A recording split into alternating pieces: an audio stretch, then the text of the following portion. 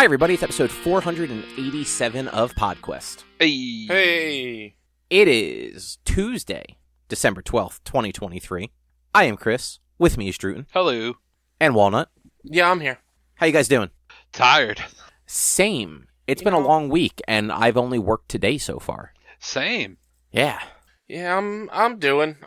This weekend was not a good weekend for me mentally, and so I'm now trying to catch up on everything I didn't do this weekend that I should have, and I'm stressing out over the fact that I have so much to do. I can understand that. I think I'm just tired from the weekend because I was at concerts Friday and Saturday, and just exhausted all day Sunday. Mm-hmm. If I didn't have a dog to feed, I probably would have stayed in bed all day Saturday. That's no good. Yeah, that's what kind of day it was. You gotta get up and dance. I don't dance. My ankles don't let me. Jazzercise. But yeah, that's why I went out and saw a movie on Saturday, is because I was like, I need to get out of this house. I'm driving myself crazy. I'm just sad. Let me get out of this house and do something. Oh, what movie did you say? Godzilla. Oh, that's a movie. Yes. What's the name of the What's the show? Legacy of Monarch Legacy of Monsters. Right. I forgot that's what it was called. I have no idea what this Godzilla thing is you told me to put on here. That could have been a game. It could have been a fucking comic. It's like the #1 movie right now, Cobb. I'm not even kidding. So it made like $10? No, it's like it is. I don't know what it's made so much above its budget. It's made so much more money than people were expecting. I don't know like the details. We can get into it when we talk about it. Yeah, I'm just checked out of that stuff. Like, I'm not going to the movies, so I don't really pay attention to like what's in the theaters. I've heard the name a couple times, but I legitimately thought it was like a game or like something. I didn't realize it was like a movie in theaters. Is it like a Japanese Godzilla movie? Yes, it's a Toho official Japanese Godzilla movie. Huh. I'll get into this more when we talk about it. People brought their young children to go see. It's subtitled. Oh, that must have been great. Yeah. Well, I mean, the children, like I said in the past, Cobb, I've never had bad experiences at movie theaters like you have. The children behaved, and they weren't annoying, or maybe they left. I'm not really 100% sure, but I didn't have a bad experience. But I just thought it was funny that they brought their young children. I feel like they probably would have just left after they realized none of it was in English. I think one of the parents was a Karen and left and complained. But you know what? Their website, like I just know from like anime movies, all the movie sites specifically say whether it's a sub or dub. The budget was under 15 million USD, and it has grossed over 53 million USD. Like, it is... And that's like double right now because the yen is worth nothing. Yeah, it is. Like, and that, like, it's still in theaters until Thursday in the US market. Oh, so it's like a limited run thing. Yeah, and that's extended till Thursday. Like, they extended it a week. Like, it was only going to be out from PAX weekend, so the 1st until like the 8th, but they extended it another week. Oh, that's interesting. Yeah. I mean, I'll never see it, but that's interesting. We'll talk about it. Talk about it. We will. Well, you'll talk about it. Drew and I will listen. I know. And you couldn't see, but I definitely did. I definitely didn't do air quotes when I said listen. I know. Absolutely didn't do that. Rich, what's on the agenda though? We'll start with our book club. We watched Groundhog Day, not Hogs, Hog Day, which I think you even texted Groundhog's Day at one point, Cobb. I probably did, because it's supposed to have an S on it. I don't give a fuck. And Cobb, I believe it's your choice for the next book club. It's going to be a rough one, guys. I apologize. Then we can have a small discussion about the Game Awards, the Game Trailer Extravaganza. E3 was announced today to officially be done. Cobb, you watched a show called School Spirits. I, as I've already said, watched Godzilla Minus One, or seen Godzilla Minus One. And Cobb, you played a board game this weekend called Sushi Boat. Yes. These are all facts. Sticking to them. Yeah. So Groundhog's Day. When does that movie get funny? See, you didn't even catch it. I put the S on there. I know. I'm now sad that we're talking about this movie that I thought was boring as fuck. Same. I liked it. No, I'm with Richie on this one. You don't like movies, though, either. I mean, fair, but this was particularly not good. I mean, it's also 30 years old. He tends to like comedies though, and that's what this is true. supposed to be. That is fair. If there is a genre that is going to get me, it will be a comedy. I'm with Richie. This one was not a comedy. And I feel like, Cub, have you seen Groundhog Day before? Yes. When you were a child, or at least younger, like probably 15 plus years ago? So I saw that both when I was like a child of maybe like 10 or 11, and also when I was, like in my like early 20s. Drew. Yes. Have you ever seen Groundhog Day before? Nope. Neither have I, and I think that's why you liked it, Cub. I mean, maybe. I think you had the nostalgia wool over your eyes. Because this movie is 100% a product of its time, and it's not a good product of its time. I mean, it's definitely a product of its time. I also don't mind when movies follow people that are just awful. And he is very much just awful. This is my... Like, he's not a good person. Even at the end of the movie, arguably, still not a good person. Yeah. Like, 100%. Drew, it sounded like you had something you wanted to say before I go on my rant. Did you have something you wanted to say? I mean, not super particularly, but other than like Cobb said, at the end of the movie, he's still a bad person. I don't think he ever learned a lesson. Like, no. No, Drew, he learned many lessons. He is an expert at piano. He can fucking ice sculpture. He knows how to change a tire. No, he learned many skills. He learned 0 lessons. Look, we saw him take at least one lesson with the piano. I assume he took other lessons. But that's the point of a time loop story is for the character to change and to grow and to become a better person. Like, that's the point. That is your assumption. No, that is the point of a time loop, is for them to learn a lesson and is for them to change and to understand. Like, look at The Flash and all of their time loop stories. It was always about growth. It was always about change. Yeah, because that show was very predictable after the 50th fucking time they did a time loop. They did 3 of them in the final season. Like any other time loop is always about basically learning how to end the loop, learning how to change, and learning what you did wrong. And the thing is that what he did wrong was he didn't sleep with the producer. No, I was going to say, like, he did like wrong. Literally, he was trapped for 30 years until he got laid by that one woman. Like, and that's the movie's arc. And he's a bad person, but like, it doesn't make me dislike the movie. No, but it makes me dislike the movie because the bad person gets away with the good ending, even though he's still a bad person. Like, you don't know if his mental state has changed into where he's like, you know what, I gotta live life for the better, because his last days he was rescuing people and making sure everyone was good. And so, like, you don't know if he keeps that going or if he continues to be a pretentious fucking asshole who's just a local weather news reporter for fucking Pittsburgh. Which, like, tracks for a local weatherman. Look, we talked about this. You guys mentioned John Bareilles, which apparently I didn't know. Bareilles, whatever. Which apparently he was a dick. I didn't know this.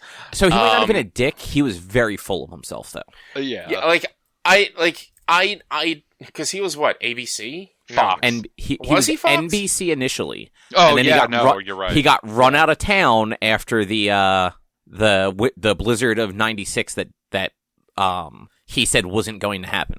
Okay. And then I think came back to Fox a number of years later and then got run out of town again. More than a decade later. Because he used to be the weatherman for Preston and Steve, essentially. Mm-hmm. Right. I remember him going on the show from time to time. And, like, I have a hard time believing that, like, a local weather newscaster is going to be like, I'm the talent, and I'm the best, and no one is better than me. And, but that movie is not the first or only time that is how that's portrayed of the news anchor for, like, literally the local news being, like, a douchebag.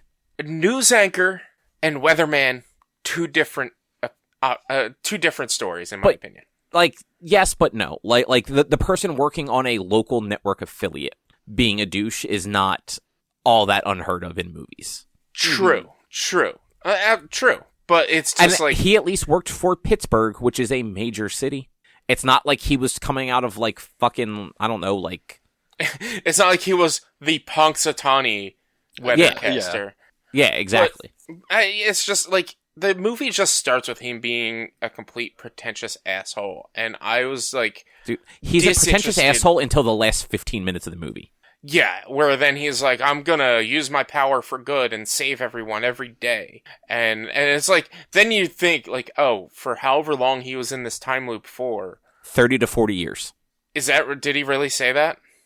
So Harold Ramis, who was the director, maybe the writer too, from Ghostbusters fame, Harold Ramis. That was the last movie they worked on together before they had a falling out too.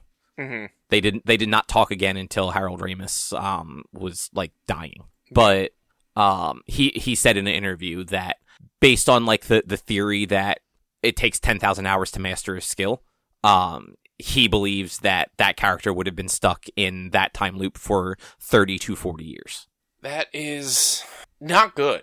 Like, no, because to be stuck in that for 30 to 40, like, I can't even tell you how much I've forgotten in 30 years. I was going to say 30 to 40 years, but I haven't lived 40 years yet. But I can't tell you how much I've forgotten in 30 years. And for him to be stuck in this time loop for 30 to 40 years, to master all these skills, sure, that's possible, because that's mostly muscle memory. But here's my one thing about time loops that doesn't really work. There is no such thing as muscle memory in a time loop, because your body has never experienced that before. Your body's still experiencing everything every day.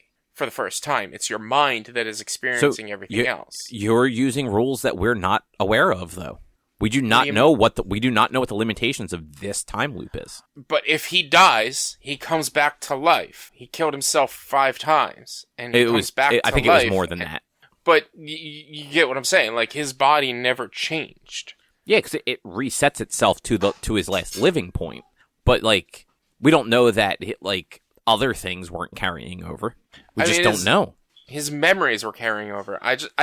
To me, like, muscle memory is, unless I don't understand what muscle memory is, but muscle memory is getting your muscles remembering the repetitive motions of doing something perfectly or doing something in the right way. So there's another show, I forget what it's called. It's like a Netflix show. You might have watched it, actually. My parents were telling me about it.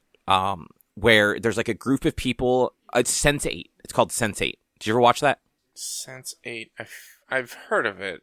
It rings a bell in my brain. I just don't know. So it's a group of people who, for one reason or another, they all have this like specific connection, like this mental connection. And they're from all different parts of the world, all different walks of life. Like, there's not really like a common denominator between them, as far as I know. But they can, because of this connection, they can actually essentially like astral project themselves into the other person's body and do whatever their special skill is as that person. Mm-hmm. Which, like, in a lot of cases, like some of them are like physical skills that like would, in theory, require muscle memory. But so, like, say my special skill was I don't know. I'm trying to remember. Say my special skill was sleight of hand tricks, magic tricks. I can project myself into your body and do sleight of hand magic tricks in your body. That's basically what they were doing in the show, from what my parents were saying. See, yeah, I guess sci-fi does what sci-fi does. Because there are no rules in fiction. That is kind of counter. Because I was gonna say, but that's them remembering how to do the things. But it's. Yeah, I guess. I don't know. I just thought this movie was just boring. It's because you have no sense of humor. We get it. I've got a great sense of humor. No, you watch all those weird fucking, like... You watch The Office. Okay, so does Cobb. Yeah. So does, like, most of the country. Basic or the world. I mean, look, The Office is not the best show ever, but it's funny, and it's easy to just put on as background noise. Yeah, and, like, that's the thing. It has its moments. That's, like, there was not a moment in this movie where I thought, that's good. That's funny. Like, and it was very much a dry comedy type movie. It was not, like, full on, like, physical bits or anything like that, because... I don't know. I feel like when I think Bill Murray, I think physical bits. It's not. That's definitely like '90s Bill Murray, like Ghostbusters, Caddyshack, Scrooge. Yeah, I feel like he kind of like started like going away from like that stuff. Yeah, And I guess that's kind of what I was expecting more, was like the physical bits. And like this movie to me felt more like a drama than it did a comedy. But it's labeled as a fantasy comedy. I was going to say, is it labeled as a full comedy, or was it like a dramedy? I made sure to look it up before I complained about it. So that was my question. So yeah. I looked it up before I started complaining about it not being funny. I made sure to look it up to make sure it was supposed to be funny. And like, I think just the humor is just very much a product of its time. And back then I would have found it funny. Also, the scene where she keeps saying no, and he keeps pushing it and pushing it and he was super shitty. I almost stopped watching at that scene. I was so uncomfortable with that scene. I hated it. That was the 90s. And that's 90s humor is bad. It's not good. So I would argue that it is bad, but as long as you recognize that it is bad, it can still be funny. But so I will say, like, that scene, not funny. Like, there's nothing funny about the implications of what was potentially going to happen. Well, there was nothing funny about the montage of him just failing over and over again and not taking no for an answer because he doesn't have to. Yeah. But, like, there's other things out of, like, 90s comedy that, like, now, like, today, and even, like, 2000s comedy, they're like, yeah, no, that stuff wasn't okay then. We're just more, like, we're more reasonable to saying, like, no, that's not okay than we were at that point. Mm-hmm. But, like, I feel like if you can look at it and be like, yeah, no, that wasn't okay then, but, like, it is funny still, like, in its own way. Is it, though? Like, sometimes. It depends what it is. That's what I said. Like the sexual harassment, no, not funny. But, like... Yeah, look, I will 100% be somebody to admit, I don't think we should cancel people for something they said 10, 15 years ago today. No. That's a product of its time. That comedy, although was edgy then and is unacceptable now, it was edgy then, and it was still looked at as comedy. 100% agree, like, we shouldn't cancel people for that sort of comedy and stuff like that. However, when we're talking about whether or not something is funny, it is not funny, because we have evolved to realize it's not funny. I can look at James Gunn's tweets from the early 2000s and say, that's not funny. That's just bad. But I'm not going to sit here and say he should be fired because of these tweets he made 15 years ago, that back then we had a different mindset and actually might have thought they were funny. Yeah. And, like, I will say, like, I think there is inappropriate humor that people frown on now that, like, is actually still funny and not offensive, I guess, is more what I was trying to say. Like, a lot of the stuff in this movie leaned on the side of, like, oh no, like, this is actually, like, this is offensive, or it's, like, so close to offensive that, like, it wouldn't fly at all today. But there are plenty of, like, movies from, like, the 90s and 2000s where it's like, this is inappropriate, but there's nothing wrong with it, if that makes sense. Yeah. Yeah. But yeah, I don't dislike this movie. Like, it's not my favorite movie. Especially like seeing it like 15, 20 years later. It's like, okay, yeah, like there's a lot of stuff in this movie that, like, has been done better since then, essentially. Mm-hmm. But, like, not in time loop movies. Like, time loop movies kind of suck. Mm-hmm. Yeah, I mean, I only know of 3 time loop movies. Maybe technically, I guess maybe you could call, maybe technically 4. One of them, I guess you can technically call time loop Okay, movie. What are the other 2? Not including the 2 we've watched already, because I couldn't find another, like, legitimate time loop movie. Well, Edge of Tomorrow, Live Die Repeat. Oh, I forgot all about that one. And technically, this is the one where it's like, technically, maybe Looper. See, I thought about Looper too, but, like, I never thought of that as a time loop, because isn't it just older version comes back to younger version? It is. Okay. It's been a very long time. Like, I saw that movie once around the time it came out and, like, thought it was fine. So, like, I don't remember it all that well. But, yeah, like, I didn't hate this movie. I don't have to watch it again.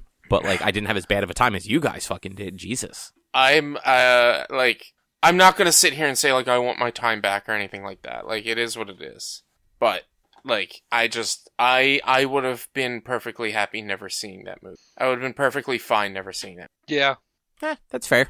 I guess, do you guys want to hear what I picked for the next one? Sure. I mean, look, it doesn't have to be a time loop movie. It can just be a time travel movie at this point if you want. No, because at this point, that, like, the only, like, I'm not prepared to change up the thing So we're going with time loop still. I found a movie on Netflix that might be terrible. I don't know. It's called Remember with a slash between the RE and the member. Okay. On Netflix? Yeah. It looks like it's like an Asian, maybe like horror movie or something. But it was dubbed into English. Okay. Literally know nothing about it. It seemed to not have the worst reviews as far as like just stars go. So hopefully it's not terrible. I'll watch it. I'm down for watching anything. So I'll find time to watch it. And that'll be in 2 weeks on whatever 2 weeks from now is. Well, that's the thing. That's Christmas. No, that's the 28th. That is the week kind of That's post the week after. That's the week of Christmas. Christmas is a Monday. So that is Thursday after Christmas. Do you want to do a Christmas movie instead, and then we can do time loop after? Or do we want to stick with this? I mean, if we do a Christmas movie, do we just watch Scrooge to watch something that's not the worst movie with Bill Murray? I mean, I've never watched it before. No, I've seen Scrooge before, but it's been a while since I've seen or Gremlins. Gremlins, the best Christmas movie. The first Gremlins. I've never actually seen the first Gremlins. Okay, well we're watching Gremlins then. Hang on, let me see if it's available anywhere. I'm checking too. It's on HBO. Is it on HBO? Okay. Yeah. Oh, is it leaving soon though? Oh no, that's just because it was. Okay, yeah, no, it's here. Yeah, let's watch Gremlins for next time. The best Christmas movie. Wait, hold on. First, what about Die Hard? No, like Gremlins is an actual Christmas movie. Okay, so is Die Hard. And debatable. Die Hard simply takes place during Christmas. Muppet Christmas Carol exists, so okay, that one is up there too. Muppet Christmas Carol is probably the best traditional Christmas movie. Okay. But like, have you seen Gremlins, Drew? Fuck no. It is the best Christmas movie. See, like here's the thing. I had where's my notes app? I had a category for book club topics that this works in, and it was what is it? It's I guess I don't have it listed on the app, but it's sequels of movies that you've never seen the first of. And, like, my suggestions were going to be, like, Gremlins, Short Circuit 1, and I don't have a third one. But there are no movies that I can think of that I've only ever seen the sequel. I've only ever seen Gremlins 2. I've only ever seen Short Circuit 2. Short Circuit 2 is the better of the Short Circuits. The first one is mediocre. Short Circuit 2 is amazing. All right, amazing probably goes a little beyond because, I mean, don't they have a white dude playing an Indian? Wasn't he brown-faced in that movie? So yes, yeah, absolutely. But Gremlins has my all-time favorite Christmas story. I will not spoil what that story is, but it's Phoebe Cates' character telling it about her favorite Christmas memories. Okay. I will gladly watch this. Maybe I'll watch it on Christmas while I'm wrapping gifts. I will stress, like, go into it knowing that it is a bit campy. Of course, it's an 80s movie. It's an early 80s movie. It's an 80s movie with little gremlin puppets. So like at one point, like, the gremlins are literally out caroling. Like, yeah, it leans into the goof. I've seen Gremlins 2. I'm expecting it. Okay, so rewind a little bit then. Gremlins 2 goes full comedy. Gremlins is actually a much darker movie. Yeah, it's like a dark comedy, almost horror. Yeah, it's kind of like the difference between Ghostbusters and Ghostbusters 2. Like, Ghostbusters was a comedy, but it was definitely a darker movie. And then Ghostbusters 2 was very over-the-top, kind of slapsticky. That is kind of what happened with Gremlins. Like, the first Gremlins, like, there's some comedy in it, but, like, it's definitely supposed to be more of, like, a dark, like, almost horror movie. Yeah. Like, horror comedy, I guess, would be the best way. And then Gremlins 2, they just make fun of everything. Yeah. Like, at one point, like, Drew, have you ever seen Gremlins 2 by chance? Absolutely not. Okay. So dude, Gremlins 2, I mean, this is nostalgia glasses, but Gremlins 2 is great. So in Gremlins 2, there is a scene where you're watching it, and this only works in the movie theaters. And it only works in the movie theaters in the 90s. The reel for the movie, like, melts, and, like, it goes, the screen goes white and everything, and it pans out, and it shows the movie theater that was watching Gremlins 2. And then Hulk Hogan stands up, and this is like 90-ish, between 90 and 92, like the height of like Hulkamania. And, like, he turns around, rips off his shirt like he does, and yells at the Gremlins in the booth to put the movie back on. Okay. And it's so fucking stupid. Just, like, the epitome of stupid. Yeah. But it's also funny because of how just over the top it was. But I 100% prefer the, I prefer the first one. Mm-hmm. The second one's also not a Christmas movie. No. The second one's not a Christmas movie. Doesn't it take place near... No, it's nowhere near. The second one I know is in New York, and it does some cool things with the Gremlins. But that's about it. Yeah. But yeah, okay. So in 2 weeks we'll watch Gremlins, and then after that we will watch Remember. Yeah, that'll work. And hope for the best. So the Game Awards were last week. You mean... Wait, what Game Awards? The trailer awards, I'm sorry. Oh, the game trailer extravaganza. Yeah, so, like, did you guys see any of kind of the backlash that they were getting for this? I saw some of the headlines, but that's about it. No, like, I had the Game Awards on while I was streaming because that was last Thursday. So I had it on my TV, on my screen, so I could, like, see, because I knew it's mostly trailers. I've never watched it before. I don't really give a shit. But I was expecting a new Monster Hunter trailer, which we got. And so I wanted to watch that live. I wanted to get, like, a live as best as I could, a live reaction without actually reacting to it, recorded. And yeah, it was like, I found it funny that, like, every 20 minutes you'd be like, all right, here's all the games that got awards for, here's a list of categories, and here's their winners. Yep, and so that's a lot of the issue that people were having with it. It is called the Game Awards. There was absolutely no focus on the awards. The awards and the people that make games were in the background. This was an excuse for Jeff Keighley to come out and introduce a bunch of games and introduce a bunch of celebrities and people that he is friends with. Yeah. One of the big complaints people had were when on the rare occasion where they did announce the award and have the person come up, the presenter, like, at one point, Simu Liu from Shang-Chi was there, and he apparently spent 5 to 10 minutes talking about, like, whatever he was talking about, and then when he announced whatever award it was, the person got less than 30 seconds. Yeah. And, like, people online, like, were posting pictures from, like, their seat behind the person controlling that stuff and seeing that they literally had a 30-second timer for how long they were letting people talk before they were playing the like, hey, get off the stage music. I don't know the exact context of it, but at one point, one of the things I saw was one of the games that won, whoever was accepting the game tried to dedicate it to one of the people that worked on the game who died, like, before the game released. And they started playing the music while they were doing that. Well. Yeah. But then, like, Keighley spent, like, 20 minutes letting Kojima just do whatever he wanted with Jordan Peele. Yeah, yeah.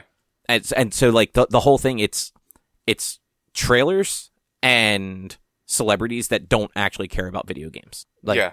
Whereas, like, there's a bunch of people there that, like, are up for awards that they don't even, like you said, it's just, here's an on-screen list of who won a bunch of these awards real quick. Like, they don't even show clips of the games that won. So, like, if you happen to not know the name of the game, like, or if you don't know what the game is that won, like, you have to go look it up for yourself. You can't be like, oh, that's what Sea of Stars is. That game looks cool. I should buy that. It's like, no, you have to, like, make a list and, like, remember to go Google it later. Did Richie just say he'll be right back? I guess so. I don't know. The other backlash I saw was them making zero mention of all the layoffs that have happened in the games industry this year. Oh, I did see that too, yeah. Like, they're, like, celebrating the games. And, like, I've heard a couple podcasts kind of, like, speak to that. It's like, yeah, we're supposed to be celebrating Game of the Year, but, like, this industry sucks right now. Like, on, like, every side of it. Like, whether you're games media, games development, like, everything sucks for them unless you are the multi-million-dollar earning CEOs that aren't really doing shit. Mm-hmm. It's a shame. Also, Spider-Man didn't win a single fucking award. Wow, that's kind of surprising. Yeah. It was nominated for 7, didn't win any of them. There's a video out there where somebody's watching the Game Awards. Apparently, a lot of streamers live stream the Game Awards, which I didn't know was a thing. Oh, yeah. I knew a good couple of even smaller streamers that were just, like, broadcasting over the Game Awards, which I'm like, I don't really... Like, they know. They have like, a form to fill out, and it's not like a maybe we'll accept you thing. It's just, Yeah, fill this out, and you're like an official like co-streamer. Interesting. Yeah. Like for my complaints about how Keeley is making this just about what he wants to show off, like he does try to make it like accessible for people, and he does try to like promote platforms. It seems. Mhm. Yeah. Like everything I've ever heard, like he apparently is actually like he is super into like games. Like he loves the industry and he wants to spotlight it. Yes. And this is just how he thinks it should be spotlighted. And I feel like in the last couple of years, he's just kind of started to miss the mark by like not spotlighting the people that make the games the way that they used to. Yeah. But there was a video, somebody was live streaming watching the Game Awards, and Baldur's Gate 3 won Game of the Year. And I'm like, what the fuck is Baldur's Gate 3? I'm like, how do you not know, like, the biggest hilarious. game? I will argue probably second biggest game release of the year, biggest probably being Starfield, in my opinion. Although I think Baldur's Gate 3 is a better game. Which, pretty sure Starfield wasn't nominated for anything. No, it wasn't. I do think Starfield is That's kind of surprising. But I think you guys would agree. Starfield was probably a bigger release, but Baldur's Gate is definitely a better game. I think Baldur's Gate has grown like the length that Baldur's Gate has been a discussion. It far outpaces the length that Starfield was. Like Baldur's Gate came out a month before it, and it's still being talked about even like before the game, like before it won the Game of the Year. Yeah, like Starfield hasn't been spoken about since September. Yeah, like outside of the Game Awards, like outside of it winning Game of the Year, people still talk about it. People still play it. I was like, I don't really know a lot of people who still talk about Starfield and play it. I played it like 3 times, Starfield that is. And I was like, all right, well, that's that. I like Bethesda games, but it has its flaws. It has its flaws, like every Bethesda game, which is why I never really stick with them. Like I enjoy them enough to play them for a bit, but then eventually I lose the plot and just stop. Yeah, and like that is kind of, I feel like that's the thing with those games too. Like if it clicks for you, hundreds of hours gone. And like there were tons of people that Starfield super worked for and like dumped hundreds of hours into it. And there's people like you who like, you know, so like you've put a ton of time into Skyrim, I think, right?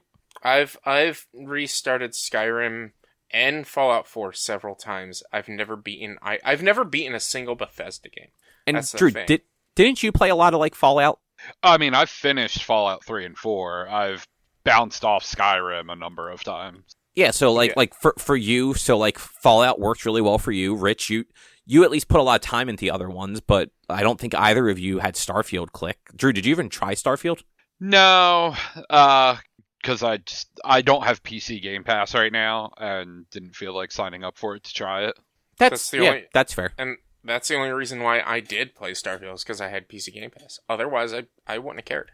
Yeah, like I had PC Game Pass and like I gave it a shot, and then I think that was the same month where I also canceled it because it's like, all right, well, I haven't really been using Game Pass, so I'll let it renew this last time, try it.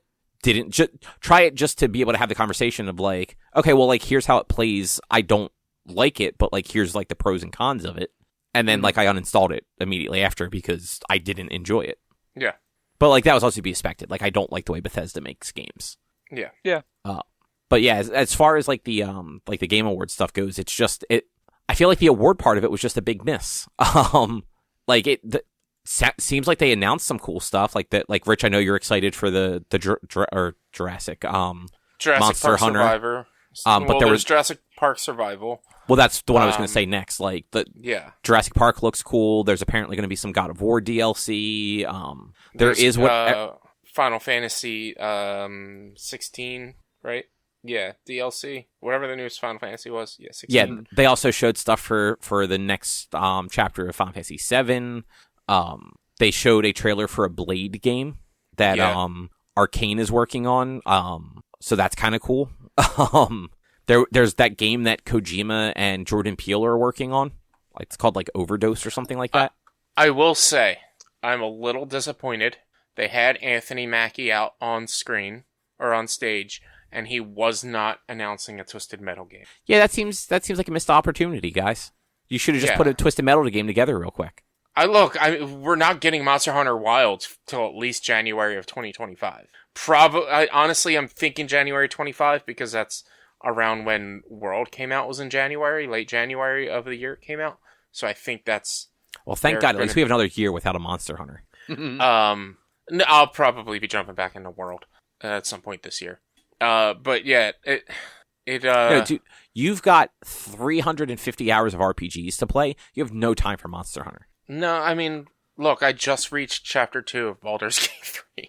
That's what I mean. Like, you're playing Baldur's Gate until May, and then you got to do Shenmue, you got to do that other Star Ocean. Like, the rest of 2024, like, you are an RPG streamer now, whether you like it or not. I am not looking forward to Shenmue. Like, honestly, probably what's going to happen is I'm going to be putting back Shenmue as much as I can. I feel like for whatever reason, Shenmue is going to click for you when you play it, and you're just going to love it. You're like, guys, I don't know what the fuck you were talking about. Shenmue's the best. I just don't do going back to old games, especially old games I've never played before, very well. Like, I can go back to things like Resident Evil and stuff like that, because I've played them before, and I know them, and I like them. But if it's an old... Like, I could probably go back and play the old medieval games, and not the remake, and be happy with it. But, like, if it's a game I've never played before, especially a game that I'm seeing so many things about different Shenmue, like Shenmue 2, and how there's, like, an actual level...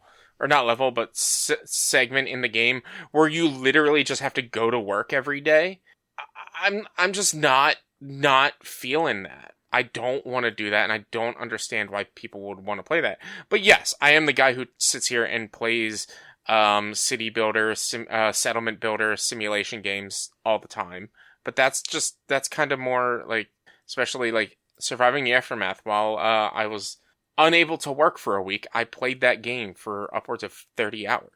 And that's just because it was more like RTS feel than it was survival. To be fair, like Shenmue at the time it was released was groundbreaking. Like it did things that games hadn't done.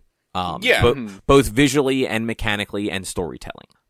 It's just we have come a very long way since then. That's and so did Resident Evil 4 when it came out. It did things that were groundbreaking. And when I went back and played Resident Evil 4 last year, guess what I didn't like? Resident Evil. I will say I played the remakes of 2 and 3 and not the originals of 2 and 3.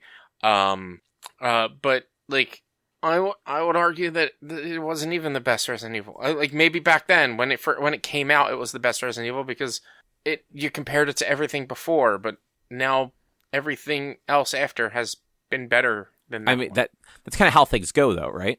Like in most cases, the thing, like once you hit 3D gaming, and like we had the argument about what you consider retro in Discord like a few weeks ago, but like once you hit 3D gaming, things change drastically. Like you can go back and play Super Mario World, and it plays just as well now as it did in 1991. Like that game aged like fine wine or whatever like analogy you want to use. But a lot of especially early 3D games on like the PlayStation 1 through like Dreamcast era did not. Like they aged like milk that was already spoiled. And like it's not their fault. Like that stuff was all it was technically very advanced for the time, but even at the time, like those games didn't play great. We just didn't know any better. Side-scrolling stuff by like Super Nintendo, like they had perfected it. Like they knew exactly what to do, and they were working on a 2D plane. Like there wasn't all that much to fuck up with those. But yeah. Game Awards. Baldur's Gate 1. So, I mean, good for that. Spider-Man, like I said, I don't know if you were back yet at the time. Spider-Man, completely snubbed, didn't win a single award. Yeah, except Timothy Chalamet apparently declared Spider-Man 2 was his game of the year. Yeah. So nice. It at least won his heart. Were there any trailers that you guys like saw or heard from since the Game Awards that you're like, oh, all right. I mean, the Jurassic Park game looks cool. That's the only trailer that I've actually sat down and watched. It does. I'm a little bummed out that it's single player. I'm not, but like obviously I wouldn't be. I can understand why you are.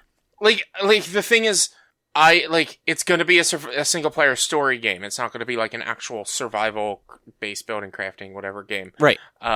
Which is, it's fine. It's going to be its own thing. But like, I would love to have it be like, to have a survival crafting Jurassic Park game. I mean, we have that. It's called Ark. I was going to say, let me tell you about a game called Ark. I know, but this is now Jurassic Park.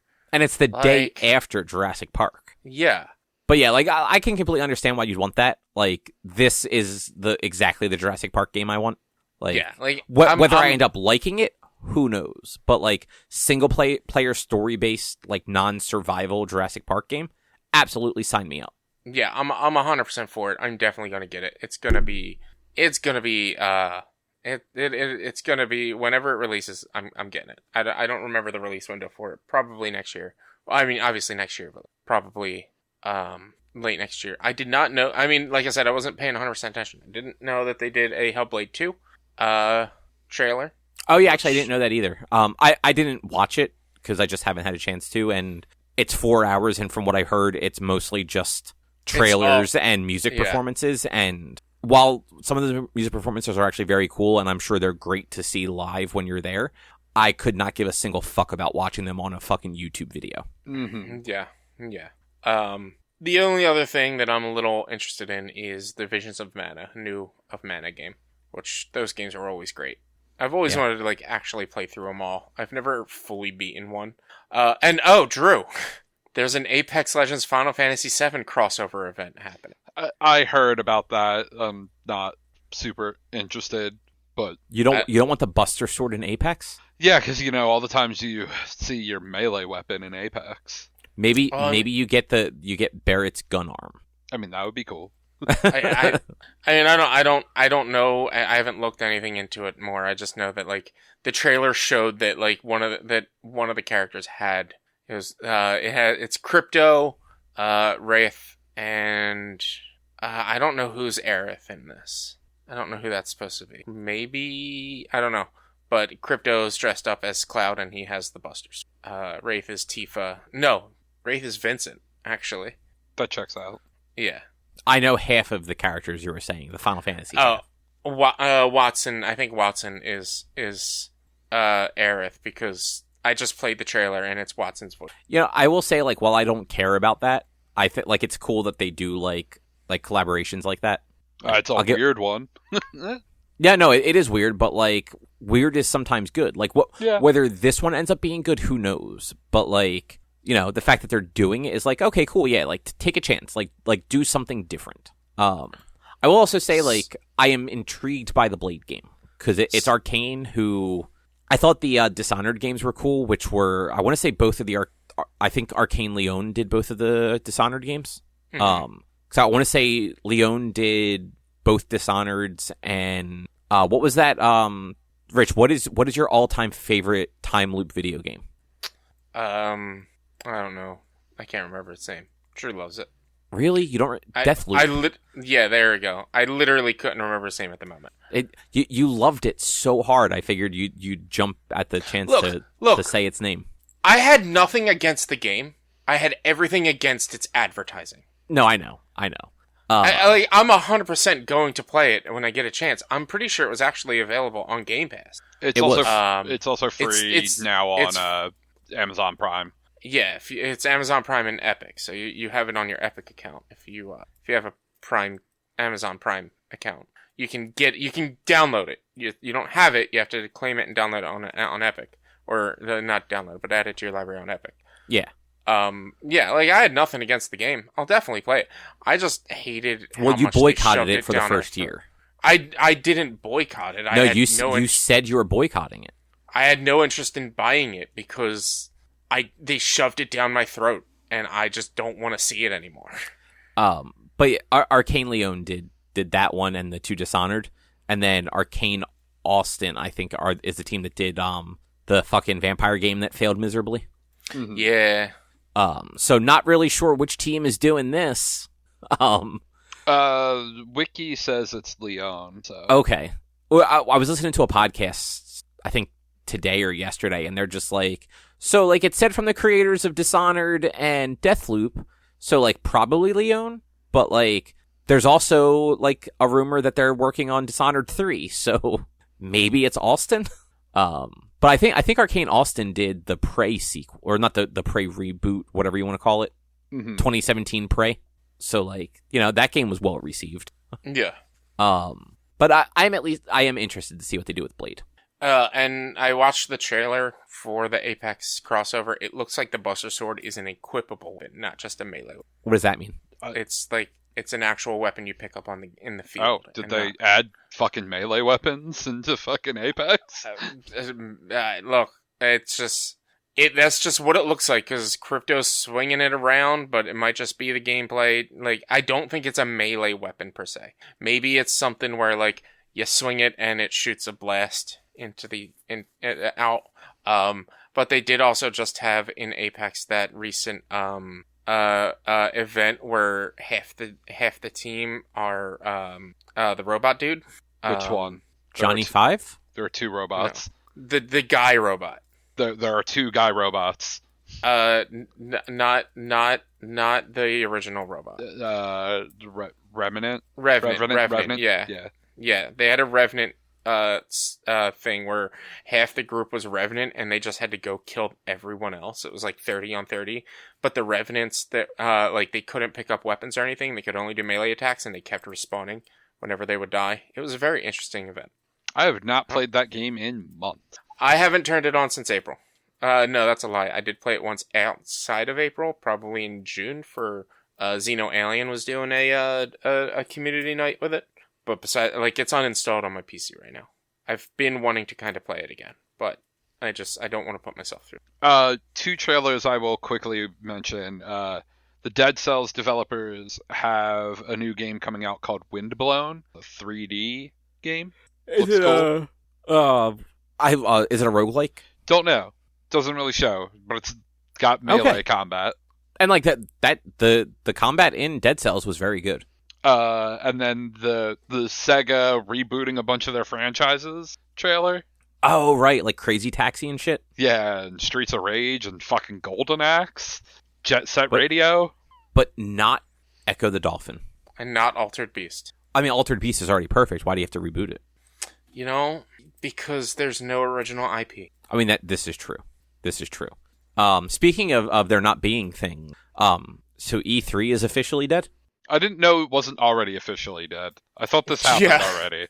I thought we talked about it being officially dead months ago. So the timeline is they have canceled it every year since 2020. Uh-huh. Like, they kept announcing they'd have it. They did do that one, like, digital one. I think that was either 2020 or 2021. Right. But then they kept, like, announcing the dates for it, and then none of the actual people that, like, paid them money to be at the show were going to do it, so they just kept canceling it.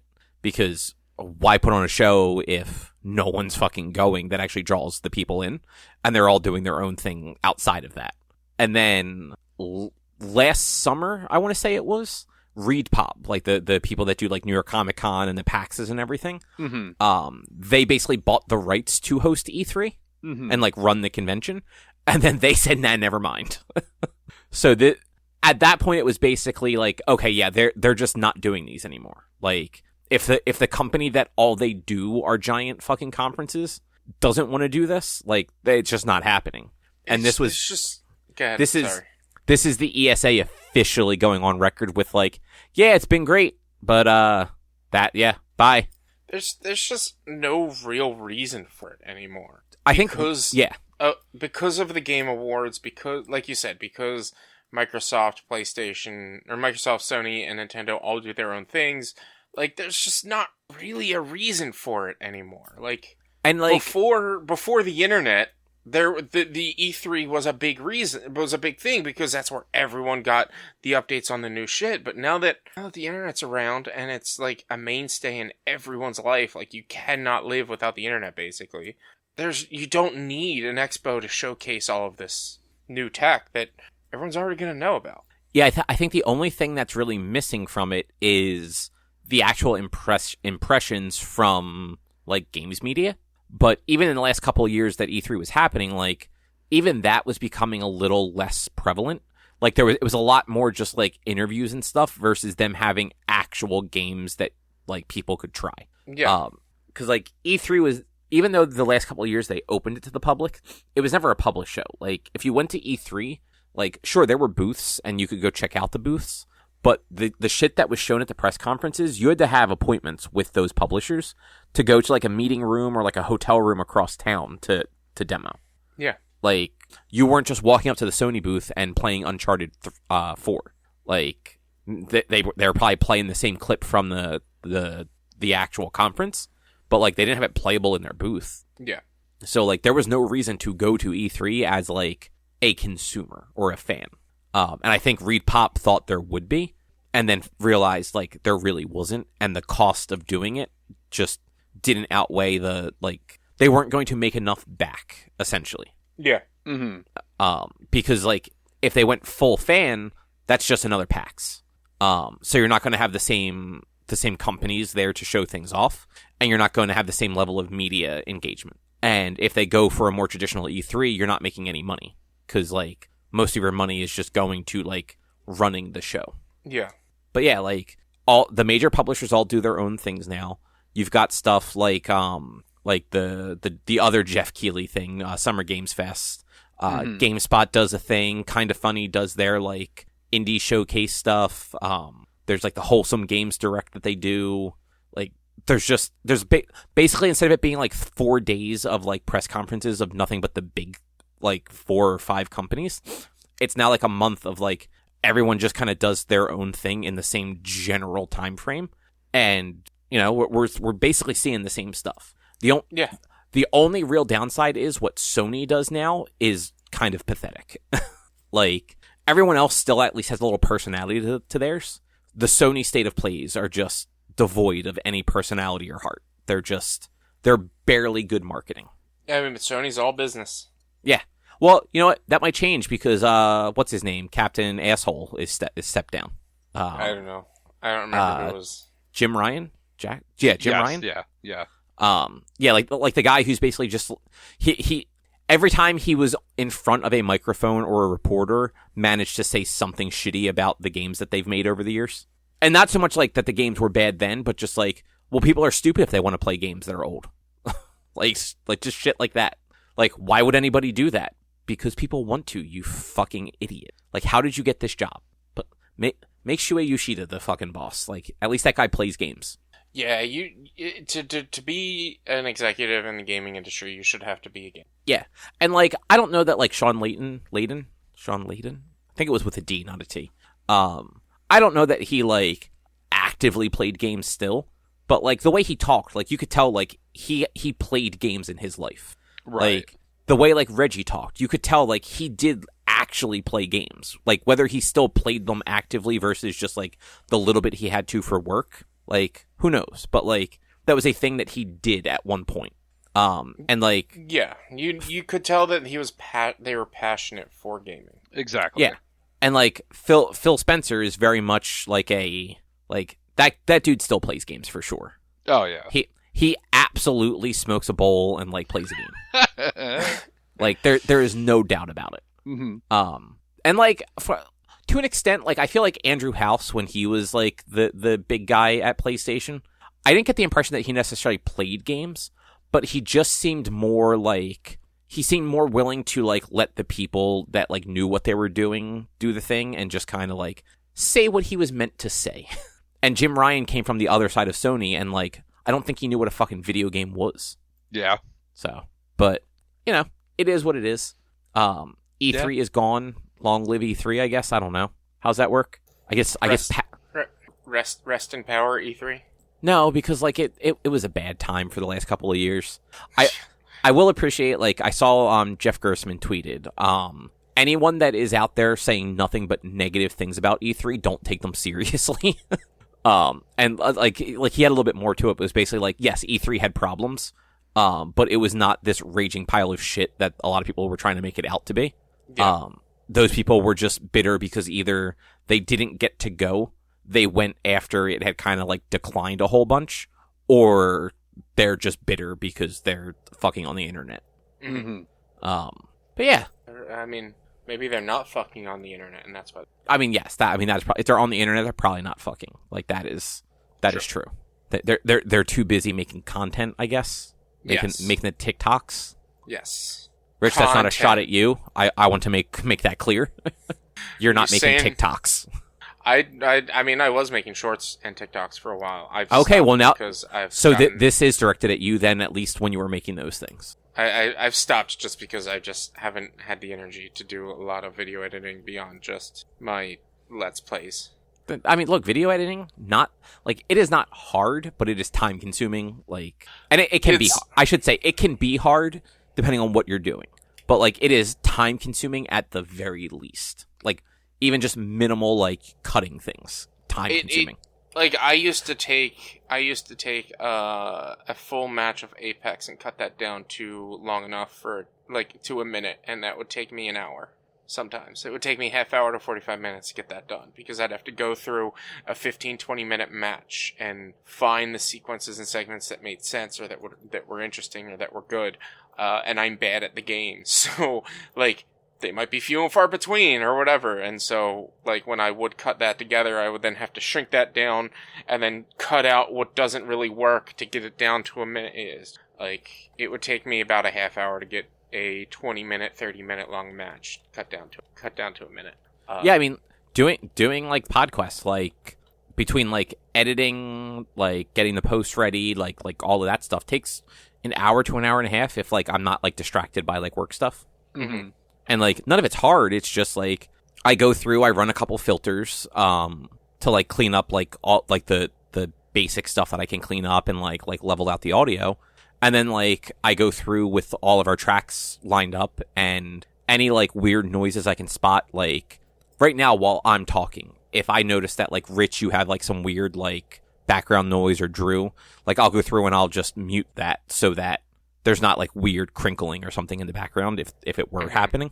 And I run through the whole track. So if we were to end right now and it's only an hour, that's probably going to take 10 minutes. But a 2-hour one might take 20 or 30 minutes plus the export time, the convert it to MP3, all that stuff. Mm-hmm. Yeah. Ends up it all adds up fairly quickly. And none of it's hard. It's all staring at the thing and looking for weird little bumps where there shouldn't be some, and just Control L to silence it. Not a big deal. Yeah. Just takes a little time. Yeah. But shall we move on? Yeah, let's keep going. All right. So there's this show, it is currently on Netflix, called School Spirits. Apparently it's a Paramount Plus show that is now on Netflix. I don't know if they have a deal or something worked out. No fucking clue. It stars, though, Rich, the girl from Cobra Kai that's that's from Cobra Kai. Yeah, Peyton List. Thank you. I just looked it up. So it stars her. It's set in a school where it's got a bunch of dead kids. So there's a bunch of kids that have died at their school, and for whatever reason, they're basically stuck there as ghosts. There is one teacher also. So there's one adult ghost and a bunch of 16 to 18-year-olds. From various decades. The first one you meet, aside from the main girl, is he's from the 90s. There's an 80s football player. There's a 70s I keep wanting to call her a hippie, but she's not a hippie. She's a beatnik, sort of like turtleneck era, all black style, 70s. Okay. The teacher is definitely from probably the early to mid 60s. There's an entire marching band that died at one point, and it's basically they can't leave the school. It's one of those can't leave the school grounds. If they do, they get zipped back to wherever they died in the school. Yeah. And they all remember they all know how they died. The football player, he died playing football. A play went wrong and he broke his neck or something. And the kid from the 90s was allergic to peanuts and forgot his EpiPen, and they happened to make the french fries in peanut oil that day. Mm-hmm. So everyone kind of knows what happened to them. Except for her. She wakes up, she has no idea how she died or what happened or any of that stuff. So it's this kind of murder mystery show, as she is essentially following around her friends and stuff like that who don't know she's there and trying to figure out how she died. While her friends are also trying to figure out whether she's dead or not. like the show initially opens up and they think that she just ran away. Because like she has like a shitty alcoholic mom, and like she had kind of been talking about like leaving for college and stuff, and was already like one of those like, yeah, no, like she could also have definitely just like fucked off and disappeared, like with like what was going on in her life. So there was just like a lot of that, like, well, is she missing? Is she dead? Did somebody kill her? It's got like a little bit of that whodunit thing. It does a nice job of, like a lot of whodunits, it sets up a bunch of different people to be potentially the like a murderer, and they debunk them like fairly like easily, like, if that makes sense. Like they don't drag anyone on for too long after they've like really focused on them in the show, whereas like as the watcher, like, you're looking at people, you're like, well, that person seems like they could be shady, and that person seems like they could be shady. But like once the show focuses on them, they don't drag it out for a long time. Okay. Which I prefer. Like, I don't like it where it's like, okay, it's the last episode and there's 4 possible killers. Like, let's narrow it down, like, as we go. Yeah, makes sense. And it's got a little bit of a twist ending that I wasn't expecting. And, like, right up until the last episode, like, I'm just like, I'm not sure who could have done this. And it did get renewed for a second season. I don't know whether that second season will be on Paramount Plus first and then go to Netflix, or if it'll just come out on both of them. Like I said, that whole thing was weird. Like, I thought it was a Netflix show initially, and then I looked it up. I'm like, oh, this came out in April. Like, yeah. Oh, this came out on Paramount Plus in April. What the fuck is it doing on Netflix? Yeah, I was just looking that up, and it's like they're even saying, like, Screen Rant is even saying, like, it's unclear if further seasons will be on both or not. Yeah, and that's what I saw looking it up too. It was a good enough show, and it left itself on like enough of a cliffhanger where I would probably sign up like after. I don't know if Paramount Plus does weekly or if it just drops everything at once. But I would probably sign up for like a month after it's all out and just like binge it, because like the first season was 8 episodes. We watched it over the course of 2 days. Like, we watched it Saturday and Sunday. Yeah. But like it was interesting. Like, it was a Netflix like teen drama, so like it's not like it was like groundbreaking, but like I enjoyed it. Like the cast was good. I think the way that they played like the ghosts was actually kind of cool. They never had the ghosts like go through things. Like they weren't like incorporeal, could just like walk through walls. Like, they had to use the doors. Like, they could interact with things in the world. It was just that, and I feel like there was like a show that did this before where like they could like pick up a cup and like walk away with it, but the cup would still be on the counter. So there are a bunch of scenes where they basically have like a counseling group circle sort of thing. Like something out of like Fight Club that the narrator goes to in Fight Club. Where it's like all the students and it's led by the one teacher that's dead. And they're just always using like those like standard like brown like plastic chairs. And they're just in the gym in a circle while like other things are going on in the gym. Like, sometimes there's like a practice happening in the background. Sometimes there's like a janitor mopping, and like they just don't see all the dead kids or all the chairs because they don't really exist. Yeah. Yeah. And like they eat and stuff like that. Like the one girl from the 70s is always eating like a lollipop, but it's always a different lollipop. Like it's never the same one. And like they can change clothes and stuff like that. They don't a ton, but like they can. Like at one point they decide to go to the homecoming dance, all of them. So they go raid the like the school's like costume supply from like different like plays and stuff like that, and like wear those things to the dance. Nice. Yeah. I like that. So like it was an interesting way to play with that whole like they're dead thing. And then the last thing they did was they set it up where the main girl, she ended up being able to talk to her one friend, but only in specific places in the school that they tracked to. They were places where people had died. So like they couldn't just walk down the hallway and have a conversation. But like if they went into like the classroom that used to be the guidance counselor's office where the guidance counselor killed somebody, they could have a conversation there. Yeah. Or like on the football field, or in I don't actually know who died there, but there's like a bus stop, like the traditional like a bench with like the thing over it to protect you from like rain. That like if she's in there, he can see her, but if she takes a step out of there, can't see her anymore. Interesting. Yeah. Weird. Yeah, it was. So it added this layer of like, he is now getting information from her as he's trying to also figure out like what happened to her. And he can't say that he knows she's dead. He can't say that her ghost is telling him to, like, ask people things or, like, any of that stuff. So it adds this, like, different, like... He spends a lot of time pretending to talk on his cell phone. Yeah. Yeah. But, like, they made it work. And they made him seem a little, like... I can't think of the right word for it. They made it seem to, like, actually change his, like, personality as it went on. Like, going from more, like... He was always kind of, like a little sullen. But he definitely got more withdrawn and, like, moody towards people, like, as the season went on, as they, like, weren't figuring out what happened to her. Mm-hmm. But yeah, overall, like, good show. 8 episodes. They're, like, 40 minutes apiece. So, like, your average, like, Netflix style of thing. Yeah, makes sense. Yeah. I like it. Yeah, I recommend, like, if you're looking for just, like, something quick, it's like comedy drama. Like, there's obviously drama to it, but there's also plenty of, like, just, like, kind of funny things that happen. Yeah. I think I've heard about it before. I think Peyton List was on Drew, I think she was on Good Mythical Morning earlier this year to actually promote that show. That might make sense because it came out, like, right before all the strikes and stuff happened. Gotcha. Yeah. So I think she was on Good Mythical Morning to promote the show. And, like, it seemed interesting, but like you said, though, Cobb, it's teen drama, and I don't really... I don't, like, I'm sure I'll enjoy it, but I'm also just like, I don't really know. So, like, it's not like CW teen drama, though.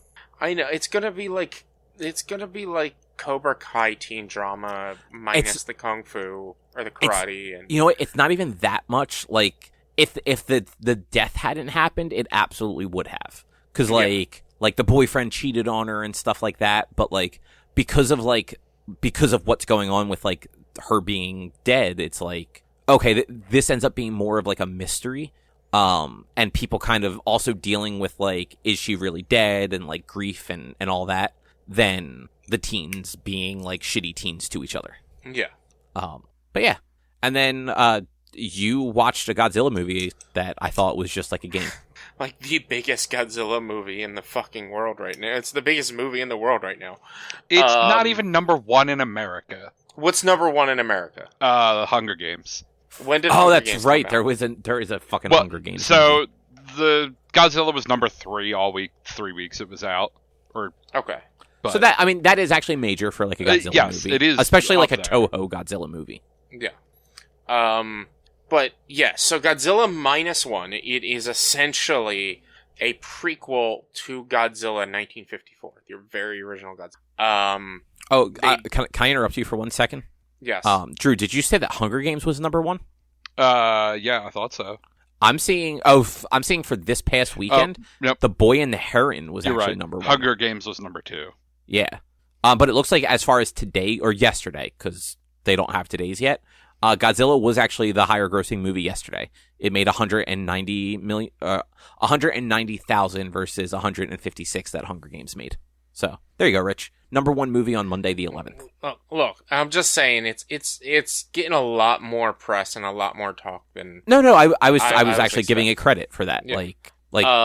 It beat a major, like, American box office movie that appeals to a lot of people, like, on a fucking weekday. Yeah. And it's only in theaters for, like, 2 weeks.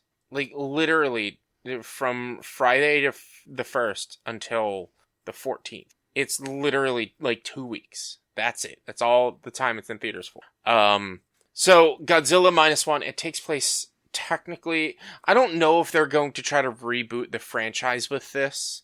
They reboot every Godzilla every time there's a new Godzilla. Like, they did that in 1954, that was the original, and then 1980, 70 was the next series, and then the mid-90s was the next series, and then Legendary, and then Shin Godzilla was in and of its own thing. And now you have Godzilla Minus One, which it's called Minus One because it's a prequel. It's Minus One. It's before Godzilla 1. I have heard of this. I remember you talking about this, like, a year ago or something like that. I mean, probably, or at PAX, talking about how I wanted to see it during PAX. No, but, like, you didn't talk about, like, what the movie was at PAX. I vaguely remember you mentioning it at one point, but I remember you talking about, like, what the movie was. Maybe. I don't, maybe not too long ago. I can't remember when I first learned about it. But yes, it is a Toho-made Japanese Godzilla movie. Don't bring your kids to watch this movie. Oh, you know what? Bring your kids to watch this movie because Kids can read. It'll make the movie a lot of money. No, it's not Godzilla. It's not what Americans see Godzilla. It's not Godzilla fighting giant monsters. It's not goofy. It's not campy. It's serious as fuck. So it's boring, is what you're saying. It's Godzilla. Like, that's the thing, though. Godzilla is not... Like, the original 1954 Godzilla was a representation of the atom bomb. How many minutes into the movie before there's a Godzilla? Like 10 minutes. Oh, okay. Not even. That's way better than average. You see Godzilla very early on, although, like, not the tallest size Godzilla, and then... Like, it's then maybe goes about a half hour, 45 minutes before you see him again, maybe? I can't 100% remember how, like, I don't know how long between. But this movie takes place almost immediately after World War II. It follows, the life of a kamikaze pilot who failed? Exactly. Yeah. He was too afraid to go onto his mission, and so he lied and said that his plane was having trouble, and so he landed on an island off of Japan. And they checked out his plane, and they were like, yeah, there's nothing wrong with your plane. And he was just too afraid to go on with his mission. So yes, he failed. While on this island, it gets attacked by a creature that the locals call Godzilla, which is, at this point, maybe as tall as, like, a watchtower. He's, like, not super tall. He's a dinosaur at like, maybe a little bit taller than a T-Rex or something like that. But he comes from underwater. He attacks the island, and the pilot that you're following, he runs to his plane to shoot the Godzilla with his plane and fails again and chickens out from shooting him because he's like, I'm gonna die if I do this. And he didn't want to die. Like, that was his thing. He didn't want to die. I get it. I understand. Kind of. And so the movie itself is primarily a story about grief, self-doubt, and blame. Blaming yourself for things that aren't necessarily your fault. Coming back from war, people were blaming him for the loss of their loved ones, their family, the destruction of their cities, because he didn't do his job. But he was one person, one pilot, and he was carrying this weight. He ends up moving back into his parents' house, whom his parents had died because their house, their entire town was destroyed in, like, the bombings and whatnot. And a woman, like, stays with him because she basically adopted a baby who was an orphan. And they live together for the next, several years, like 4 years, something like that. They live together, trying to help each other out, being there for each other. The woman doesn't know that he was a kamikaze pilot. She just knows that he was in the military and he came back, and it's them picking themselves up after World War II and him dealing with the grief of being blamed for so much death and destruction that wasn't necessarily his fault. One person who survived the original Godzilla attack blames him for the rest of the command and platoon dying from Godzilla because he didn't shoot his guns off of his plane. He gets blamed and he holds this guilt. He holds it. And then over the course of several of those years that he takes a job working on a boat trying to pull aquatic mines out from the ocean. The Americans end up encountering Godzilla, trying to blow him up with a nuke. That then makes him the size of Godzilla. And Godzilla attacks Tokyo. Or was it? I don't think it was Tokyo.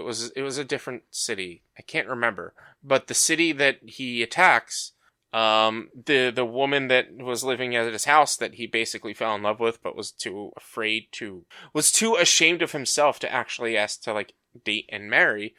She's in that city. He goes to try to save her. Spoiler alert, she ends up dying. And then he has this vendetta, like, where he's like, I need to, because of me, because I never attacked Godzilla, because I never blew up any of these ships and did my job, I caused these people to die. I caused the woman I love to die, and so then he gets in this this vendetta of killing Godzilla. And it's just like, it's a powerful story about dealing with grief with a giant fucking monster who, like, to me is the best iteration of Godzilla ever. His atomic breath, probably the best response to atomic breath ever, in my opinion, for Godzilla. Because it's not just a laser this time, it's a fucking nuke. He shoots it, like, it charges up, like it usually does. It charges from his tail up, and, like, you see his spines pop out of his body and start to charge more.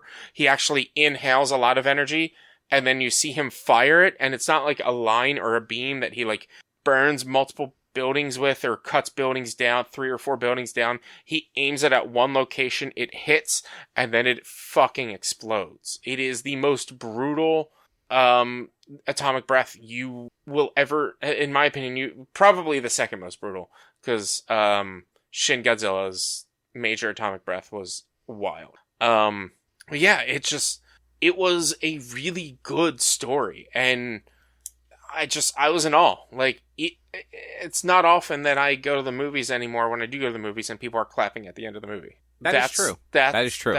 That's what kind of a movie this was. Like, it does, to me, in my opinion, it did what Wakanda Forever couldn't do. It made a good movie about a serious topic that also involved maybe not so serious thing. Wakanda Forever was a movie about grief and about dealing with death that involved superheroes. Not that great of a movie. Godzilla Minus One, a movie about grief and about overcoming your own grief and feelings of failing, but it also involves a giant fucking lizard that can breathe lasers. Like, it did well what Wakanda Forever couldn't do. And it was like half as long. It was only like an hour and a half, an hour and 40 minutes, something like that. So it was at least an hour shorter. But yeah, it was such a good movie. I wanted to see it. I want to see it again. I want to watch it again. And like it builds up to, like, at the end, potentially there's more Godzilla, which, if it truly is a predecessor to the original 1954 Godzilla, that's what it's setting up, is 1954 Godzilla. Because every iteration of Godzilla, every Toho iteration of Godzilla, technically takes place after 1954's Godzilla. So, in the 70s, they reference 1954's Godzilla. In the 90s, they reference 1954's Godzilla. Like, Godzilla vs. Destroyer, the reason he fights Destroyer is because it's called Destroyer, because they used the Oxygen Destroyer, and it mutated some sea creatures that created Destroyer. Like, that's why. Like, and they used the Oxygen Destroyer in 1954's Godzilla to stop Godzilla. I also liked that this was more about a local's response to Godzilla, because of it's still post-war. It's still in the 40s at this time of the movie. Right. It's still in the 40s, and there's still issues with the Soviets, with Russia and the Soviets. It's, I guess, technically Cold War era. I don't really know. I don't know when the Cold War actually started. I think the 50s were more where that really started.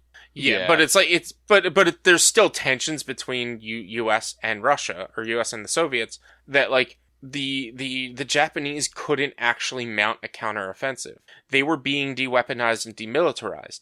So the response to stopping Godzilla had to be a local's response. It had to be ex-military's response. And they barely got approval to use de-weaponized, demilitarized battleships to fight him. And so they had to use, like, makeshift weapons and things like that in order to fight him. And it was a very interesting and cool, like, way to go about it. And the way they, like, defeat Godzilla in this was, like, I thought it was really cool. I thought it was really cool. And it gives the lead character his sort of redemption. Obviously, it is something that you kind of see from a mile away, like, oh, this is how it's going to go. But it's still, like, it's still the point of, like, he did what he meant to do, kind of thing. So, like, the very end sequences of what they do to stop Godzilla, like, not what they do, but what he does to stop Godzilla, as well as what happens after that. You kind of, like, know that's going to happen, but it's still, like, it was portrayed very well. And, like, I'm not somebody who knows a lot of like Japanese media, Japanese movies, so I don't really know the actors and actresses in this, but they all did a great job. They were all fantastic, and man, I loved this movie. It is probably my favorite Godzilla movie of all time. Probably, in my opinion, the best Godzilla movie of all time. Like, it now goes -1, Shin Godzilla, 1954, and the rest down below. Okay. Yeah, it was good. It was so good. Like, yeah, I loved it. I loved it so much. I'm glad you enjoyed it. Yeah, I went on a little bit of a rant on Twitter today. It was only 3 posts, or like 3 posts about the fact that because we got the trailer for Godzilla Cross Kong. Or is Godzilla first, or is it Kong first this time? I don't remember. But, like, I went on a little bit of a rant, because as I was, like, thinking about Godzilla Minus One, I'm like, you know, Legendary really MCU'd the fuck out of the monster. And what I mean by that is they took the big bad and they brought him in way too soon. Just like I feel like they did with Thanos. I feel like Thanos is too big of is such a big bad that maybe they should have waited. Or maybe Thanos should have been maybe like one of the last things the Thanos and the Infinity Stones should have been maybe the last thing they fight, because the Infinity Stones are just the power to control the entire galaxy and whatnot. Yeah, but there are like Thanos is actually not the biggest Avengers threat. No, but like I mean, look, they did it. I feel like basically what I'm saying is I feel like Endgame should have ended the MCU. Yeah, but it makes billions of dollars, so it does. And Godzilla with Ghidorah, that is the big bad. Ghidorah is... Which one's Ghidorah again? Three-headed dragon. Okay. Yeah. He is the big bad. And for them to bring him out in the second Godzilla movie, and also bring out Mothra, who dies in that movie, and then mention that there is, in the credits, mention another Mothra, so potentially Batra, potentially another Mothra, potentially both, eggs somewhere, but not bring her back during Godzilla vs. Kong. To me, they really rushed it too much. Because I would love to see a modern telling of some of the other, maybe a little bit more obscure, monsters to showcase, like, what they were about. Ghidorah is a sludge monster about pollution. You know what's really a major problem nowadays? The Great Pacific, trash island in the Pacific Ocean. Like, nah, that's fine. Ghidorah can come from that, and maybe have Ghidorah control the climate as well, or something like that. Be like, oh, climate change is a major issue. Like, make Godzilla mean something again, and not just be Americanized. Oh, look, giant monsters fighting giant monsters, and that's what it is. What I'm hearing is make Godzilla great again. Yes, make Godzilla great again. Absolutely. Are you sure that's the stance you want to take? Miga. I mean, yeah. Miga. Look, I don't want to say Miga because, like, adds one letter too close to another word that I don't want to say. But yeah, like, make Godzilla mean something. This is what Toho did. Godzilla means something. This movie means something. To you? No, like, if I'm telling you, like, don't take out Godzilla, because then you're gonna have an incomplete movie if you take out Godzilla. But, like, watch the movie for what it's supposed to be about. It's not about watch a movie for what it's supposed to be representing. And that's always what Godzilla was a representation, or not always. But the first ever Godzilla was a representation. Shin Godzilla was a representation. Like, any new iteration, like, Godzilla initially was a representation of the atomic bomb. It was supposed to be, like, here's how we handle this, or here's how the country comes back from it, and things like that. And it's just, like, I want Godzilla to mean more than just giant flashy monster fight. Look, now don't get me wrong, I'm still gonna see Godzilla Cross Kong, whatever the new fucking movie's called, and I'm still gonna root for Pink Godzilla and King Kong, but, like, I also don't like the idea that they're introducing the fucking Scar King, whoever the fuck he is. Like, what is this? What about Gigan and Megalon, man? Like, give me good Godzilla villains. I want to see a modern day Megalon or modern day Gigan. That would be fantastic. I don't know who any of these are. So, Gigan is the one with scythe on his hands and a buzzsaw on his chest.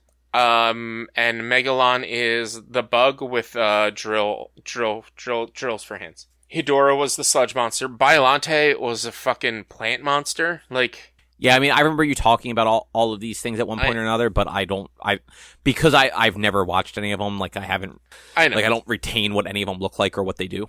I know, but it's just like it's my little rant of like they fought Ghidorah, and then they made a big deal about his head still being there at the end, and then it's like, oh, what they did is they put Ghidorah's brain into Mecha Godzilla. Fuck that. That's stupid. I want Mecha Ghidorah. If you're going to do that, you bring Mecha Ghidorah into this. Yeah, but obviously they have to build to that. Everyone knows Mecha Godzilla. But that's the thing. They built Mecha Godzilla is in the MonsterVerse. The reason Mecha Godzilla like turns on humanity, because Mecha Godzilla was built to fend off the Titans. The reason it turns on humanity is because they put Ghidorah's brain into Mecha Godzilla, and that's why it turns. And I'm just like, all right, so then what are you gonna do with the rest of Ghidorah? You had his entire fucking head.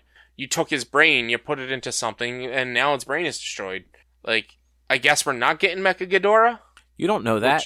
But also, Mecha Ghidorah was a hero, not a villain, when he showed up. Because Ghidorah was technically a hero when he showed... No, 50-50. But yeah, that was my little rant on the MonsterVerse.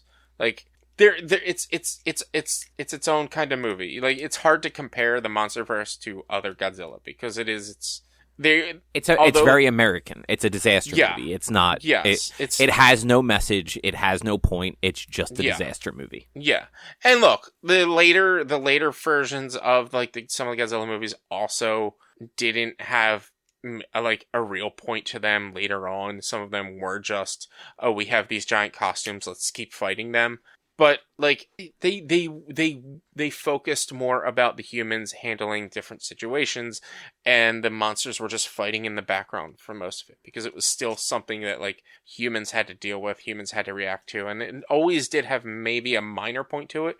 Later on, they did start to just focus on monster fights, and then you have the Godzilla 2000 or whatever. No, what was it? The Millennium Godzilla? What was that one where they fought like Super Weapon X? I can't. Wasn't remember. It like Godzilla, destroy all monsters or something? No, Godzilla Wars. Was that what it was? That sounds like a word. Godzilla Final Wars, which that was a 2004 movie, and they even say it's the Final Wars, and I was like, oh, they said it. That one was wild. That one was wild, and that was the last Toho film before Legendary, I believe. Is Legendary who's doing them now? Legendary is the MonsterVerse stuff. Okay, yeah, that's what I thought. Yeah. Anything else you want to say about Godzilla Minus One?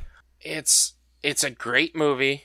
Don't bring kids under the age of 10. Because it is all, if you're gonna go see it in theaters, which you only have at this point with the release, you maybe have like an hour to go see it. It's all subtitled. So be prepared to know that it's subtitled. And if you're going to bring a child, make sure they can read pretty fast. Make sure they know how to read subtitles. And, know that, like, there's going to be a lot of death, destruction, like, blatantly flat out right in front of you, death and destruction. Like, Godzilla eating humans and throwing them against walls and stepping on them and you seeing their bodies. At one point, Godzilla steps down, crushes the sidewalk, which lifts the street in front of it. And you just see the people's bodies fly up and then smash onto the ground and like heads crack like right in front of the screen. Like maybe don't bring kids to this. This is not like super kid friendly movie. Yeah, it sounds very kid friendly. Oh yeah. It's as kid friendly as the Multiverse of Madness scene was. Well, with like the Muppets? No, Muppets. It was a joke because they did the Deadites. Yeah. But yeah, I guess moving along, I played a game that we picked up at PAX last week, called Sushi Boat. Nice. Yeah, it was a fun little game. And I mean, I guess it's not super little. You get like a big wooden boat board out of it. I talked about it a little bit, just like what it was supposed to be, when we talked about PAX last week. But it's supposed to be like a conveyor sushi belt like restaurant. where you are like a patron and you're eating sushi. And the idea of the game, like most games, is to finish the game with the most points. There are a couple ways that you get points in the game. At the end of every turn, at the very least, at the end of your turn, you take the plate of sushi in front of you. The idea is you want to have a large variety of sushi, because so it's 5 different colored like plates, and then each plate has like a different sushi on it. And I want to say there are 7 types of sushi. So ideally, you want to get as many sets of all 7 as you can, regardless of the color. But on top of that, you also get bonus points for having in your stack like runs of the same color. So if you get like four red plates in a row, you get like a little bonus for that. Now, it's going to hurt you if they're all like the same type of sushi. So you don't want to get all red plates if they're nothing but shrimp.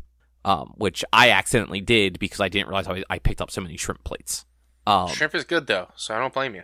Yeah, no, it's delicious. And then the turn order, we actually messed up a little bit at first because we didn't. It's not that the rules were written poorly; it's just we interpreted them wrong. So once you get the game set up, you fill the board with plates of sushi, and then for a 2-player game, there were 1, 2, 3, 4. There were like 6 different potential spots that you could put your piece. And the idea is every turn you move to a different spot on the sushi bar. So this way you were never in the same spot twice. Now, during a 2-player game, all 6 spots have an employee card assigned to them that you assign randomly. And then if you're playing, I think it's 4 players or more, you actually get 4 additional spaces that you can like put your characters in. Because otherwise it gets a little chaotic, only having 6 and having 5 players. But so the thing you can't do in a 2-player game though is put your player in the same row as your opponent.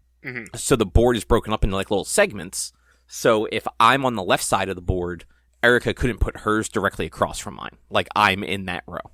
So she has to go to one of the other spots. So there's a little bit of like strategy there to like try and block people from being able to get like a bigger run of the same color or to land on one of the employees if they think that they're going to use the employee on their turn. So on your turn, the first thing you do is you flip over a card from the card and you just immediately drop it into like a discard pile face up. And the card is going to have something that it can do.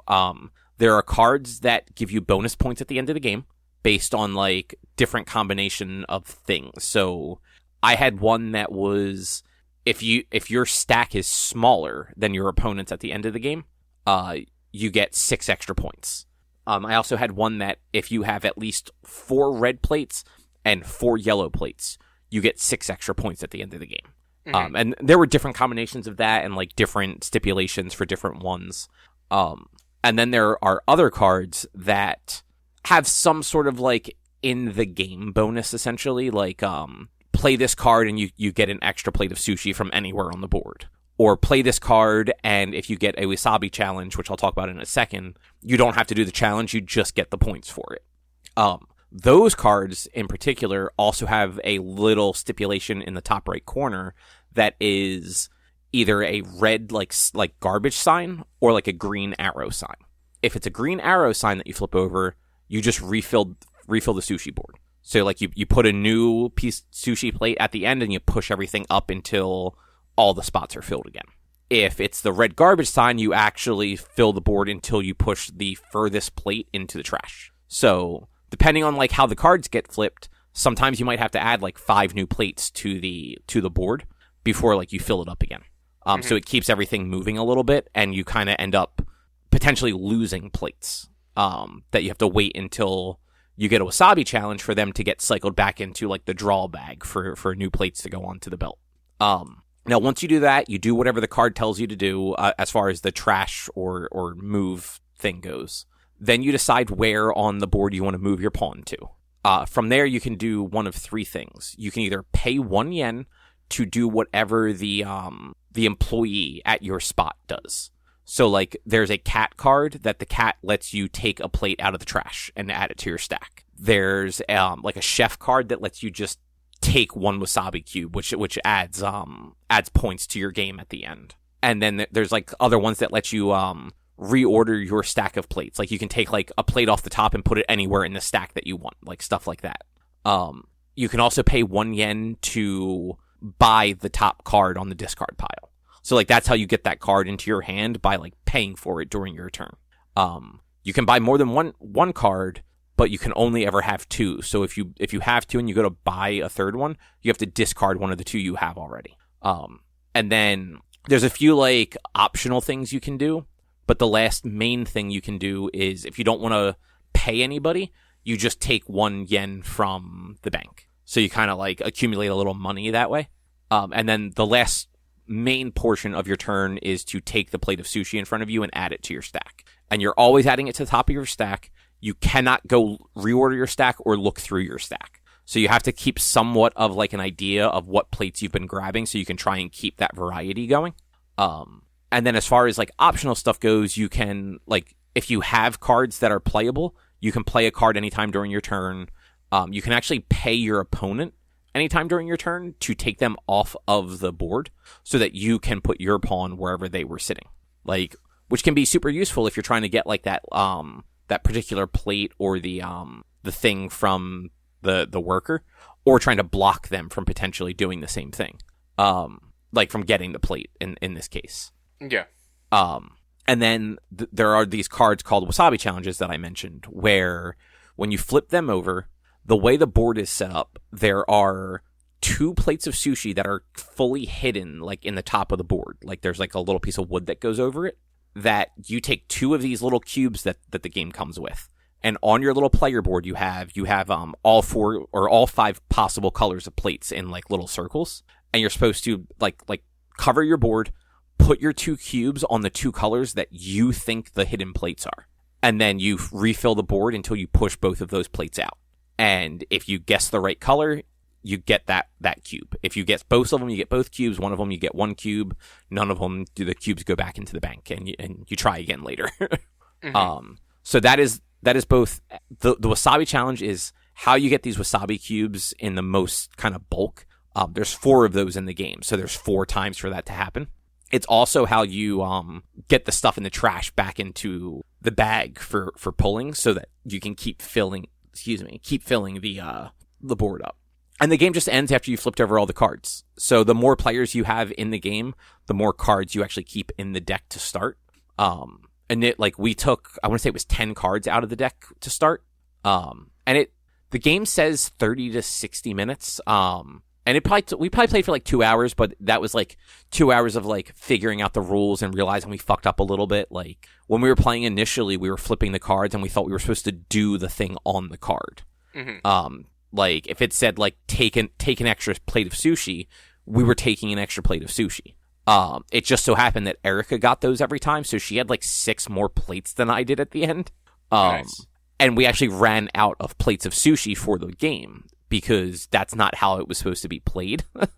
So there were a couple times where like extra plates were just like it was like a comedy of errors with how many plates were being used. And I'm like looking back at the rules, I'm like, the rule book says that we shouldn't run out of plates, but like we have like a significant amount of plates that we don't have to fill the board back up. Mm-hmm. Luckily it was like much earlier than that. Like it was before we ran out of plates that we realized that we were doing the turn order incorrectly. And so like we remedied that, but it was already too far gone. Like I wasn't going to be like, all right, well, let's like put all the plates back that we think we got from doing the cards wrong. Like it was just the 2 of us. It didn't really matter. Yeah. But it was just one of those funny, like, oh yeah, no, we totally misinterpreted what this rule meant. Yeah. But like it's simple. Once you get the hang of it, it makes a lot more sense. Probably makes a lot more sense than what I just explained. I can definitely see it be like a 30-minute game if you're like 2 or 3 people playing. Probably closer to an hour with 5, just because there's that like thinking element of where should I move to, and do I want to spend a yen to do one of the things. And then the game does add in a bunch of optional rules that you can also do. And that they luckily have that at the back, and it's like, these are optional. Like you can do these if you want. It has to do with like pairings and stuff like that, but like you don't have to. Like you can just skip all that and just play the game as intended. Yeah. Nice. Yeah. Nice. Yeah, it was a good Sounds time. Good. I enjoyed it. We're probably, we're talking about like probably playing it again either like sometime during the week or like over the weekend just to like get a game in where like we don't fuck it up just to see like if it plays as smoothly. Yeah. But like it was a nice quick game. Like it's definitely like almost in the vein of that Suro game where like once you understand how to play it, like people can move very quickly with it. With like minimal setup really, because it's just load all the things into the board and then you start going. Yeah. Like there's not like a bunch of weird cardboard things to set up or anything. So yeah. Good times. Nice. To me, it sounds like a very much more difficult version of Sushi Go. That's like the card game, right? I think I demoed that at a PAX once. It is a little bit different than that. But like it definitely like I can see where you'd think the similarities are. Mm-hmm. But yeah, it was a good time. I will say that. I'll have to take your word for it because I have to see the game in front of me to really understand what you were saying. Yeah, that's why I said like it probably makes more sense if you could see it or play it, but like it was not a hard game to play. And like once we understood it, like it moved very nicely, and like the game itself is just like it's a very well made game. Like the board is wood, the pieces slide on it really nicely. It comes with an actual little ceramic dish for the wasabi cubes. The wasabi cubes are like nice, like acrylic, like green, like see-through cubes. The box itself just has like a good feel to it. Everything was like packaged really nicely. It came with like extra little baggies and like boxes to help you organize stuff better.